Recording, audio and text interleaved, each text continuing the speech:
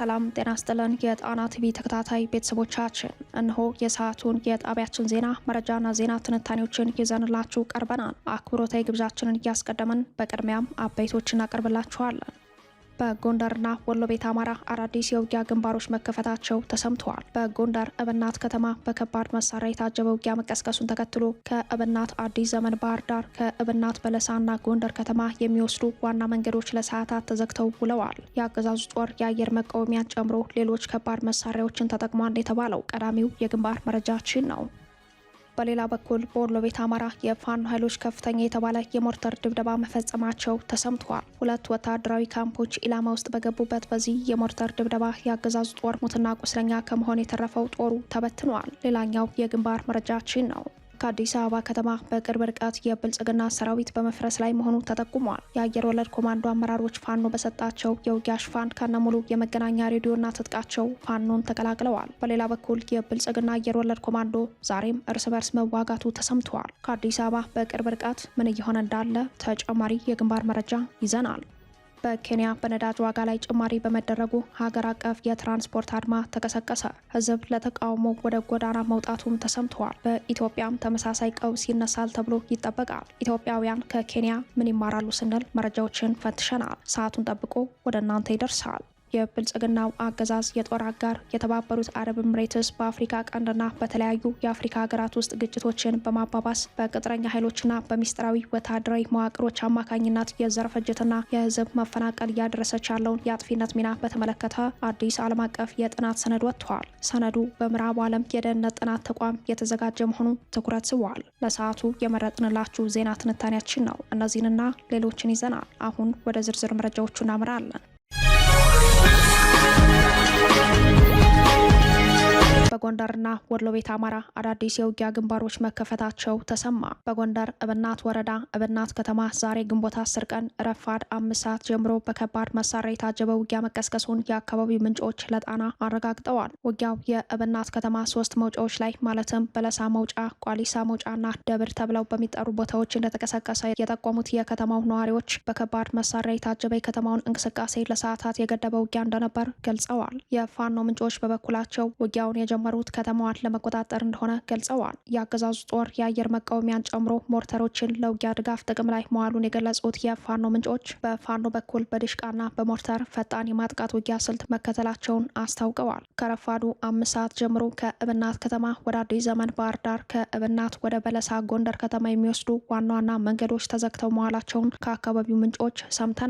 የፋኖ ምንጮች በበኩላቸው ከሰዓታት ውጊያ በኋላ ወደ ዋና ይዞታቸው መመለሳቸውን አረጋግጠው በውጊያው ቁጥሩ በውል ያልተገለጸ የአገዛዙ ጦር ሞትና ቁስለኛ መሆኑን ገልጸዋል። በእብናት ወረዳ አብዛኛው የወረዳው ክፍል በፋኖ ኃይሎች እጅ የሚገኝ ሲሆን እብናት ከተማን ጨምሮ የመስመር ከተሞች ግን በአገዛዙ ጦር ስር እንደሚገኙ ታውቋል። በሌላኛው የአውደ ውጊያ መረጃችንም በወሎ ቤት አማራ ቀጠና በወግዲ ወረዳ የፋኖ ኃይሎች በአገዛዙ ወታደራዊ ካምፕ ላይ ከፍተኛ የተባለ የሞርተር ድብደባ መፈጸማቸው ተሰምተዋል። የፋኖ ምንጮች ለጣና ባረጋገጡት መረጃ ላይ እንደተመላከተው የሞርተር ድብደባው የተፈጸመው ወታደራዊ ኢላማዎች ላይ ነው። ይህንን ተከትሎ በአገዛዙ ኃይሎች ዘንድ እርስ በርስ መከፋፈልና መጠራጠር የተፈጠረ ሲሆን በዚህም የፋኖ ኦፒ ወይንም አስተኳሽ ትሆናላችሁ በሚል ጥርጣሬ ብቻ 3 የአማራ ተወላጅ የሆኑ ወታደሮች ተመርጠው ትጥቅ አውርደው እንዲታሰሩ መደረጉን በግንባር መረጃው ላይ ተመላክተዋል። የፋኖ ኃይሎች በሁለት የተመረጡ ወታደራዊ ካምፖች ላይ በሁለት ዙር በቁጥር በርከት ያለ የሞርተር ድብደባ በፈጸሙበት በዚህ ማጥቃት ኢላማ ከሆኑ ወታደራዊ ካምፖች ውስጥ አንደኛው ክፉኛ መጎዳቱ፣ በድብደባውም በርካታ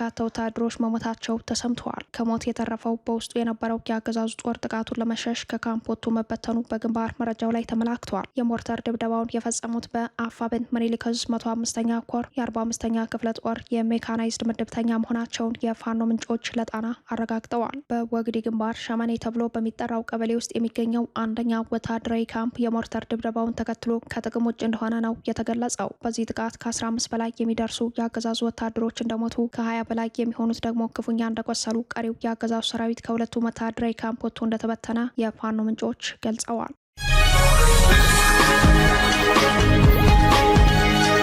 ከአዲስ አበባ ከተማ በቅርብ ርቀት የብልጽግና ሰራዊት በመፍረስ ላይ መሆኑ ተጠቆመ። በሌላ በኩል የብልጽግና አየር ወለድ ኮማንዶ ዛሬም እርስ በርስ መዋጋቱ ተሰምተዋል። በፋኖ ኃይሎችና በአገዛዙ ጦር መካከል የሚካሄደው ውጊያ በቀጠለበት ሁኔታ ስትራቴጂካዊ ድል የራቀው የብልጽግናው አየር ወለድ ኮማንዶ እርስ በርስ መዋጋቱ ተሰምተዋል። በሸዋ ቀጠናዎች የተሰማራው የልዩ ዘመቻዎች እዝ የ101ኛ የአየር ወለድ ኮማንዶ ክፍለ ጦር አባላት የእርስ በርስ ውጊያ ያደረጉት ትናንት ግንቦት 9 ቀን መሆኑን የጠቆሙት የአካባቢው ምንጮች ውጊያው ሬማ ከተማ መካሄዱን ለጣና አረጋግጠዋል። በሬማ ከተማ የመሸገው የአየር ወለድ ኮማንዶ ጦሩ ትናንት ምሽት በተፈጠረ አለመግባባት ለሰዓታት የዘለቀ የእርስ በርስ ውጊያ ተካሂዶ ጥቂት የማይባሉ የሰራዊቱ አባላት መጎዳታቸውን የከተማው ምንጮች ገልጸዋል። በአገዛዙ ሰራዊት መካከል ከፍተኛ አለመተማመን መፈጠሩን የጠቆሙት የመረጃው ምንጮች ሰራዊቱ ውስጥ ከፍተኛ የስነ ምግባር ችግር፣ አለቃን ያለማክበርና ስርዓት ያለመከተል ችግሮች እንደሚታዩ፣ የስምሪት ቦታዎችን በአግባቡ አለመሸፈንና የስትራቴጂካዊ ድል እጦት በየጊዜው ለሚያጋጥሙ የሰራዊት የእርስ በርስ ውጊያዎች የወዲያው መነሻ ምክንያት መሆናቸውን ጠቁመዋል። ይህ በእንዲህ እንዳለ ከአዲስ አበባ በቅርብ ርቀት የብልጽግና ሰራዊት መፍረሱ እንደቀጠለ መሆኑን የአፋብኃኝ ሸዋ ጠቅላይ ግዛት አሳምነው እዝ አስታውቋል። የእዙ አሃዶች በሰሩት ከፍተኛ የደህንነት ስራ የብልጽግናውን አየር ወለድ ክፍለ ጦር አመራሮች በስቦ ማስከዳት ውጤታማ ተግባር መፈጸሙን በግንባር መረጃው ላይ ተመላክተዋል። ከአዲስ አበባ ከተማ ከ7 ኪሎ ሜትር ባነሰ ርቀት የሚገኘው የከሰም ሁለተኛ ኮር ኃይለማርያም ማሞ ክፍለ ጦር የፋኖ ኃይሎች የብልጽግና ሰራዊት የልዩ ዘመቻዎች እዝ 112ኛ አየር ወለድ ክፍለ ጦር አመራሮችን የውጊያ ሽፋን በመስጠት ስቦ ማስከዳቱን አስታውቋል። የአየር ወለድ ኮማንዶ አመራሮችን ስቦ ለማስከዳት የሽፋን ውጊያ የከፈቱት የፋኖ ኃይሎች ይህንን የሽፋን ውጊያ ከመክፈታቸው ቀደም ብለው ከአመራሮች ጋር በሚስጥር አውርተው መጨረሳቸውን የፋኖ ምንጮች ገልጸዋል። ስቦ በማስከዳትና ከፍተኛ የውጊያ ሽፋን በመስጠት የአገዛዙን ወታደራዊ ቁልፍ አመራሮች ማስኮብለሉን ኮሩ በምስል አስደግፎ ለጣና ቲቪ በላከው የግንባር መረጃ አረጋግጠዋል። የአገዛዙ ጦር የከዱ አመራሮችን ለመያዝ ዛሬ ግንቦት 10 ቀን ከንጋቱ 10 ሰዓት እስከ 12 ሰዓት ድረስ ባደረገው የውጊያ ሙከራ የኃይለማርያም ማሞ ክፍለ ጦር የፋኖ ኃይሎች በፈጣን ማጥቃት ለቅኝት የወጣውን ሰራዊት መበተን መቻላቸውን የፋኖ መረጃ ምንጮች አክለው ገልጸዋል። በመረጃው ላይ እንደተመላከተው የ112ኛ አየር ወለድ ክፍለ ጦር አመራሮች ከነሙሉ የደህንነት ጥበቃ ከፋኖ ጋር ይገኛሉ። በዚህ የውጊያ ሽፋን በተሰጠው ልዩ ዘመቻ ፋኖን የተቀላቀሉት የአገዛዙ አየር ወለድ ቁልፍ አመራሮች አንደኛ መቶ አለቃ ዋቁ አባድባ የሚል መጠሪያ ያለው የውጊያ መሪ ኮማንዶ ሲሆን ኃላፊነቱም የሻለቃ መሪ እንደሆነ በመረጃው ላይ ተመላክተዋል። ውጊያ የሚመራበትን የመገናኛ ሬዲዮ ጨምሮ ሽጉጥ፣ ሀዲድ ክላሽ፣ ከ120 በላይ የክላሽ ተተኳሽና የተሟላ የወገብ ትጥቅ ይዞ ፋኖን መቀላቀሉን ከፋኖ ምንጮች ሰምተናል። በተመሳሳይ ሁለተኛው የአየር ወለድ ኮማንዶ አመራር 50 አለቃ ግርማ በረ የሚባል የሻምበል መሪ ሲሆን ይህ የታችኛው የሰራዊቱ ክፍል የውጊያ መሪ ከነሙሉ ትጥቁ በፋኖ ኃይሎች የውጊያ ሽፋን ሰጭነት አፋብኃኝ ሸዋ ጠቅላይ ግዛት አሳምነው እዝ የከሰም ሁለተኛ ኮር ኃይለማርያም ማሞ ክፍለ ጦርን መቀላቀሉን የታወቀው። እንዲህ ያሉ የሰራዊት መፍረስና የአዋጊዎች ኩብለላ ዜናዎች የሚሰሙበት ከአዲስ አበባ ከተማ በቅርብ ርቀት በሸዋ ቀጠናዎች መሆኑ የአገዛዙ ሰራዊት በተለይም የታችኛው ክፍል ያለበትን ቁመና ያሳየ ሆኗል።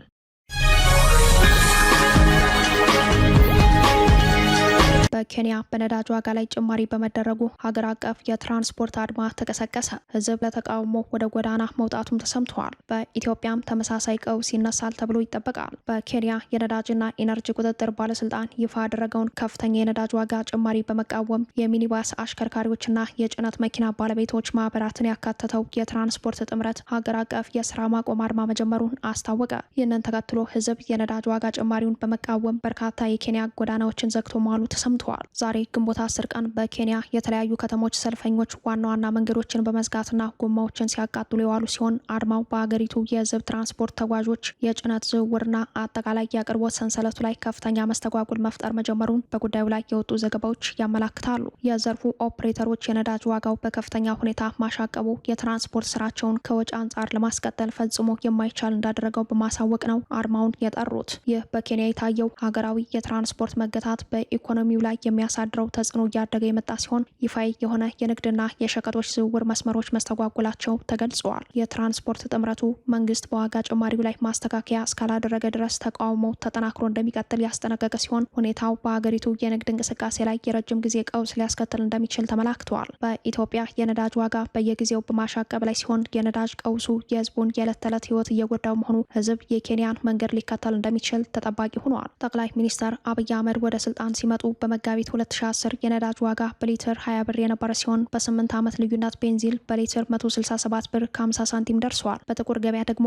1 ሊትር ቤንዚን ከ500 እስከ 700 ብር በመሸጥ ላይ ይገኛል። በአንዳንድ የክፍለ ሀገር ከተሞች 2 ሊትር ቤንዚን እስከ 1500 ብር ድረስ እንደሚሸጥ መረጃዎች ያሳያሉ። የብልጽግና ወታደራዊና የፖለቲካ አመራሮች በነዳጅ ዘርፍ እጃቸው ረጅም እንደሆነ የሚጠቁሙት የመረጃው ምንጮች በበኩላቸው የባለስልጣናቱ የንግድ ሰንሰለት ከብሔራዊ ባንክ እስከ ጅቡቲ ከባህር ትራንዚት እስከ ነዳጅ ዲፖዎች የተዘረጋ እንደሆነ ይጠቁማሉ። ባለስልጣናቱ ነዳጅ ከጅቡቲ ብቻ ሳይሆን ከራሱ ከአዲስ አበባ የመንግስት የነዳጅ ዲፖ እንዲያገኙና እንዲያከፋፍሉ ሁኔታዎች ተመቻችቶላቸዋል የሚሉት ምንጮች ቀደም ሲል በውጭ ምንዛሬ የተገዛ ነዳጅ ከኢትዮጵያ ወደ ኬንያና ሶማሊያ በኮንትሮባንድ በመላክ በሚሰራው ትልቅ ቢዝነስ ውስጥ ጄኔራሎች ጭምር እጃቸው እንዳለበት ጠቁመዋል። በኢትዮጵያ የነዳጅ ቀውስ ተባብሶ በቀጠለበት በዚህ ጊዜ ዕለታዊ የነጭ ናፍጣ አቅርቦት በጥፍ መቀነሱ ታውቋል። የኢኮኖሚ እንቅስቃሴው ወደ ከፋ ውድቀት እያመራ መሆኑን ተከትሎ ህዝብ የኬንያን መንገድ ተከትሎ ለተቃውሞ አደባባይ የሚወጣበት ጊዜ ሩቅ አይደለም የሚሉት አስተያየት ሰጪዎች የነዳጅ ቀውሱ ቀጣይነት እንደሚኖረው አመላክተዋል። የነዳጅ ዋጋ መጨመር በዜጎች ላይ ከፍተኛ ምሬት የፈጠረ ሲሆን መንግስት ልዩ ድጎማ በማድረግ ገበያውን የማረጋጋት ኃላፊነት ቢኖርበትም አገዛዙ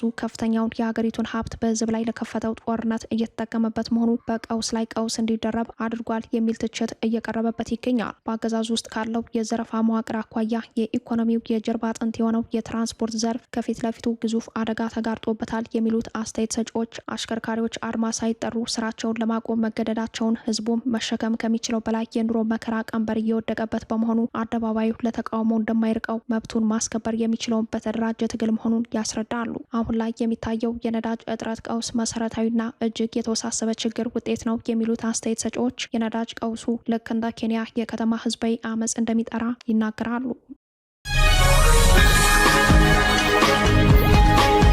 ዩናይትድ አረብ ኤምሬትስ በአፍሪካ ቀንድ ለምታካሄደው የዘር ፍጅትና መበታተን ማዕቀብ እንዲጣልባት ተጠየቀ። በኢትዮጵያና ሱዳን ያላት አጥፊ ሚና በዝርዝር ይፋ ሆነ። የተባበሩት አረብ ኤምሬትስ በአፍሪካ ቀንድና በተለያዩ የአፍሪካ ሀገራት ውስጥ ግጭቶችን በማባባስ በቅጥረኛ ኃይሎችና በሚስጥራዊ ወታደራዊ መዋቅሮች አማካኝነት የዘር ፍጅትና የህዝብ መፈናቀል እያደረሰች ያለውን አጥፊና የደህንነት ቀውስ ሚና ዝርዝር ይፋ ያደረገ አዲስ ዓለም አቀፍ የጥናት ሰነድ ወጣ።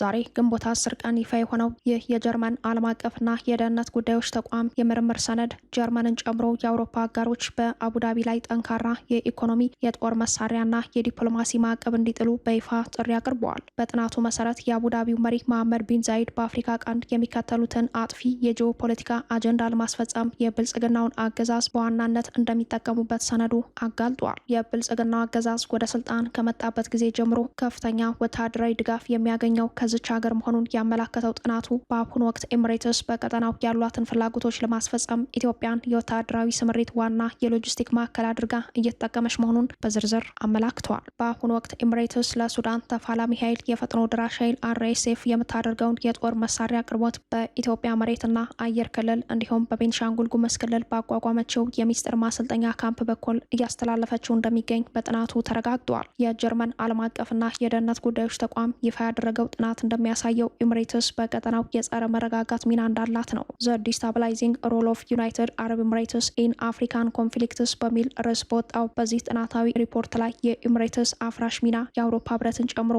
ዓለም አቀፍ ተቋማት ትኩረት ሰጥተው ሊሰሩበት እንደሚገባ ይጠቅሳል። በሌላ በኩል አቡዳቢ በሱዳን ለሚንቀሳቀሰውና በቅርቡ በሰሜን ዳርፉር አልፋሽር ከተማ በ10 ሺዎች የሚቆጠሩ ንጹሐን ማሳሊትና ዛጋዋ ብሔረሰቦችን ያስጨረሰውን የተባበሩት መንግስታት ድርጅት የዘር ማጥፋት ታሪክ አለው በሚል ጠንካራ ወንጀል የሚቀርብበትን RSF በገንዘብ በድሮንና በሎጂስቲክ የምትደግፍ ዋና መሐንዲስ መሆኗን በዚሁ የጀርመኑ ዓለም አቀፍ የደህንነት ጉዳዮች ተቋም ጥናት ላይ ተጋልጧል። ኤምሬትስ ይህንን አጥፊ ወታደራዊ መዋቅሯን ለመሸፈንና ተጽዕኖዋን ለማስፋት የቢሊዮን ዶላር ብድር ለኢትዮጵያ፣ ኬንያና ቻድ መንግስት የሰጠች ሲሆን በምላሹም ከሱዳንና ከተለያዩ የጦር ቀጠናዎች በደምና በቅሚያ የሚሰበሰበውን ወርቅ ወደ ኤምሬትስ በማስገባት የኮንትሮባንድ ንግድ እንደምታካሄድ ሰነዱ በዝርዝር አስቀምጠዋል። በሊቢያ የከሊፋ ሀፍታርን አማጺ ቡድን በመደገፍና የሩሲያውን ዋግነር ግሩፕ በሎጂስቲክና በገንዘብ በማገዝ ሀገሪቱ እንድትበታተን አድርጋለች በሚል ጠንካራ ክስ የሚቀርብባት ኤምሬትስ በሶማሊያ ፑንትላንድና ሶማሌላንድ የራሷን ተላላኪ ሚሊሻዎች በማስታጠቅ ማዕከላዊ መንግስታትን እያዳከመች እንደሚገኝ ተከታታይ የክስ ዘገባዎች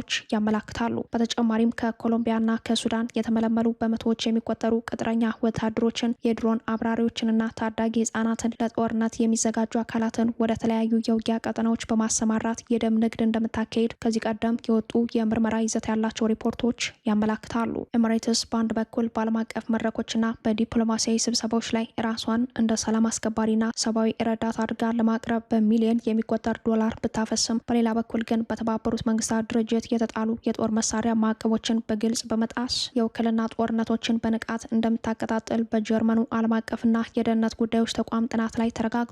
ይህ ተግባሯ በአውሮፓ ላይ የፍልሰተኞች ቁጥር በከፍተኛ ሁኔታ እንዲጨምር፣ የባህር ላይ አስተማማኝ የንግድ መስመሮች አደጋ ላይ እንዲወድቁና የአፍሪካ ቀንድ ወደ ከፋ ቀውስ እንዲያመራ ማድረጉን የገለጸው ይኸው ሰነድ የምዕራባውያን መንግስታት ለአቡዳቢ የሚሰጡትን ጥበቃ አቁመው በአስቸኳይ ወታደራዊና የኢኮኖሚ ማዕቀብ ሊጥሉባት እንደሚገባ አሳስበዋል። የብልጽግና ጦር አጋር የተባበሩት አረብ ኤምሬትስ የኒውክሌር ማዕከል ከባድ ጥቃት ደረሰበት። በሌላ በኩል የአሜሪካው ፕሬዝዳንት ዶናልድ ትራምፕ ከሌላኛው ዙር ጦርነት በፊት ለኢራን ማስጠንቀቂያ ሰጡ። የብልጽግና ጦር አጋር የተባበሩት አረብ ኤምሬትስ ለኤሌክትሪክ ኃይል ማመንጫነት የምትጠቀምበት ዋናው የኒውክሌር ማዕከል የድሮን ጥቃት ደረሰበት። ጥቃቱ የተፈጸመው ከአቡዳቢ በስተ ምስራቅ ባልዳፍራ ዞን በሚገኘው የባርካ የኒውክሌር ማዕከል ነው። በአካባቢው ከፍተኛ ጭስ መታየቱን አናዶሉ የዜና ወኪል ዘግቧል። የተባበሩት አረብ ኤምሬትስ መከላከያ ሚኒስቴር 3 ድሮኖች ከምዕራብ አቅጣጫ እየበረሩ የአየር ክልላችንን ጥሰው ገብተዋል። ሁለቱ በጸረ ድሮን እንዲመክኑ ሲደረግ፣ አንዱ ግን አምልጦ በመግባት ፍንዳታ አስከትሏል ብለዋል። አሜሪካና እስራኤል በኢራን ላይ ከከፈቱት ጦርነት ጋር በተያያዘ ኢራን የተባበሩት አረብ ኤምሬትስን በተደጋጋሚ በሚሳኤሎችና ድሮኖች የደበደበች ሲሆን የተኩስ አቁም ከተደረሰ በኋላም ኢራን ከሌሎች አረብ ሀገራት በተለየ ሁኔታ የተባበሩት አረብ ኤምሬትስን ደጋግማ በመደብደብ ላይ ትገኛለች። የአሁኑን ጥቃት በተመለከተ ይፋዊ ማረጋገጫ ባይሰጥበትም ድርጊቱ ከኢራን ውጭ እንደማይፈጸም የብዙዎች እምነት ነው። ሆኖም እስካሁኑ ባለው ሁኔታ ጥቃት አድራሹ አለመታወቁን የተባበሩት አረብ ኤምሬት አስታውቃለች። ኒውክሌር ጣቢያው አደገኛ በሆነ ሁኔታ ለጥቃት ከተጋለጠ ለሰው ልጅና ለአካባቢም ጭምር አደገኛ ውጤትን ሊያስከትል የሚችሉ ጨረራ መንጪ ራዲዮ አክቲቭ ንጥረ ነገሮችንና ውህዶችን ይለቃል። የድሮን ጥቃቱ የተነጣጠረበት ባራካ የኒውክሌር ማዕከል 5348 ሜጋዋት ኤሌክትሪክን የማመንጨት አቅም አለው። ይህ በእንዲህ እንዳለም ትራምፕ ኢራንን በተመለከተ ሌላ ማስጠንቀቂያ አሰምተዋል። ትራምፕ እስካሁን የነበረው የተኩስ አቁም ከማዕበል በፊት ያለ ጸጥታ ነው ሲሉ ዝተዋል። በትሩዝ ማህበራዊ ሚዲያ ገጻቸው በአርቲፊሻል ኢንተለጀንስ የተቀናበረ የማስጠንቀቂያ ምስል ያወጡት ትራምፕ ኢራን ከፍተኛ ምት እየመጣባት እንደሆነ ነው የጠቆሙት። የጦር መርከብ ላይ ገዝፈው ቆመው የሚታዩት ትራምፕ ጣታቸውን በማስፈራራት ጠቁመው ሲታዩ፣ ከኋላቸው የአሜሪካ ጦር ጄኔራል ቆመው ይታያሉ። ከፍተኛ ማዕበልና መብረቅ በምስሉ ላይ ይታያል። ትራምፕ ምስሉን ከጽሁፍ ጋር በማድረግ ባወጡት መልእክት ከማዕበል በፊት ያለ ጸጥታ ሲሉ አስጠንቅቀዋል። ቅዳሜ ዕለት ትራምፕ በኢራን ጉዳይ ትግስታቸው ማለቁን ማስታወቃቸው ይታወሳል። ኢራን በፍጥነት ስምምነት ማድረግ አለባት፣ ኢራን ኒውክሌር እንድትታጠቅ አንፈልግም፣ ሰርጡንም እንድትከፍት እንፈልጋለን ሲሉ አክለዋል። ከፎክስ ኒውስ ጋር ባደረጉት ቆይታ በኢራን ላይ እርምጃ ለመውሰድ ሰዓታት መቁጠር ጀምረናል፣ በፍጥነት ወደ ስምምነት ለመምጣት ቢንቀሳቀሱ ይሻላቸዋል፣ ይህ ካልሆነ ምንም የሚቀር ነገር አይኖራቸውም ሲሉ ፕሬዝዳንቱ የተለመደ ዛቻቸውን በድጋሚ አሰምተዋል። ፕሬዝዳንት ትራምፕ ይህንም ቢሉም የኢራን መከላከያ ሚኒስቴር በበኩላቸው በኢራን ላይ የተከፈተው የአሜሪካና እስራኤል ጦርነት የዓለምን ስርዓት ቀይሮታል ሲሉ የሀገራቸውን አቅም ከፍ አድርገው ገልጸዋል። የመካከለኛው ምስራቅ ውጥረት ዳግም ዓለም አቀፋዊ መልክ እየያዘ በመጣበት በዚህ ወቅት የኢራን መከላከያ ሚኒስቴር ቃል አቀባይ ረዛ ታላይኒክ እጅግ ጠንካራና አነጋጋሪ መግለጫ ሰጥተዋል። እንደ ቃል አቀባዩ ገለጻ አሜሪካና እስራኤል በኢራን ላይ የከፈቱት ቀጥተኛም ሆነ በተዘዋዋሪ የተደረገው ጦርነት እስካሁን የነበረውን የዓለም የኃይል ሚዛንና ዓለም አቀፋዊ ስርዓት ሙሉ በሙሉ የለወጠ ታሪካዊ ክስተት ሆኗል። የኢራን መከላከያ ሚኒስቴር ቃል አቀባይ ረዛ ታላይኒክ እንደተናገሩት በዋሽንግተንና በቴልአቪቭ ጥምረት በኢራን ላይ የተሰነዘረው ወታደራዊ ኢኮኖሚያዊና ዲፕሎማሲያዊ ጥቃት የቀድሞውን ባለአንድ ዋልታ የዓለም የበላይነትን አክስመዋል። ኢራን የምዕራባውያንን ጫና በመቋቋም አዳዲስ የዓለም አቀፍ ጥምረቶችን መፍጠር መቻሏ ዓለም ወደ አዲስ የብዙ ዋልታ የኃይል አስተላለፍ እንድትሸጋገር በር የከፈተ መሆኑን ቃል አቀባዩ አመልክተዋል። ይህ የኢራን መከላከያ ሚኒስቴር መግለጫ የሚያሳየው በመካከለኛው ምስራቅ እየተካሄደ ያለው ግጭት በቀጠናዊ ወሰን ብቻ የተገደበ አለመሆኑን ነው። ኢራን ከሩሲያ ከቻይናና ከሌሎች ጸረ ምዕራባውያን ኃይሎች ጋር ያላትን ወታደራዊና ስልታዊ ትብብር ማጠናከሯ አሜሪካ በዓለም ፖለቲካ ላይ ያላትን የበላይነት በከፍተኛ ሁኔታ እየተገዳደረው ይገኛል። የታሪክና የፖለቲካ ምሁራን እንደሚስማሙበት ይህ ግጭት አዳዲስ ዓለም አቀፍ ጥምረቶች እንዲፈጠሩና የዓለም የደህንነት መዋቅር ዳግም እንዲቀረጽ እያደረገው ነው።